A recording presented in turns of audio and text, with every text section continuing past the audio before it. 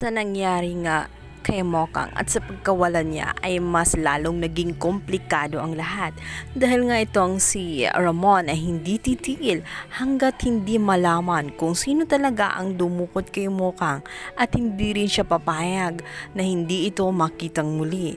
Dito na nga kaya mag-cross ang mga landas ni Tanggol na totoong Tanggol at itong kanyang tunay na ama. Hindi matanggap ni Ramon na nawala na nga si Mokang sa kanyang tabi at dinukot ito ng hindi na kilalang tao. Kaya naman sa sobrang galit niya ay napagbuntungan nga niya ang kanyang mga tauhan. Walang awang pinagbabaril na nga niya ito dahil sa galit niya. Sabi niya kasi ay pinaputukan umano itong si Mokang kaya naman nagsisitakbo siyang dahilan kung bakit tuluyang lumisan ito sa kanya.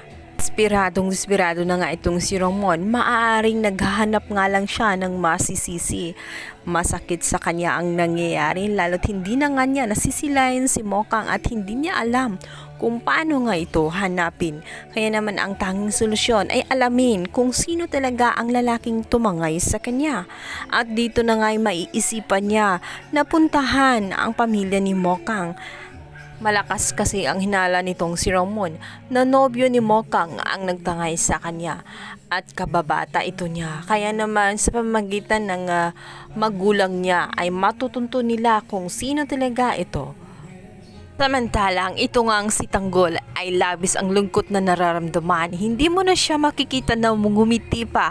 Ngayong wala na nga itong si Mokang. Sinabi niya rito na wala nang dahilan upang magbago na siya.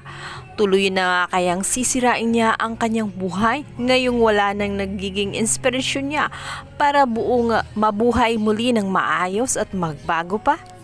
Posible ngang magiging bihag na nga nitong si Ramon ang pamilya nitong si Mokang.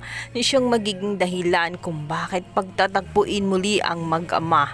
At dito na nga kaya nila malalaman na ito palang si Tanggol at itong si Ramon ay mag-ama.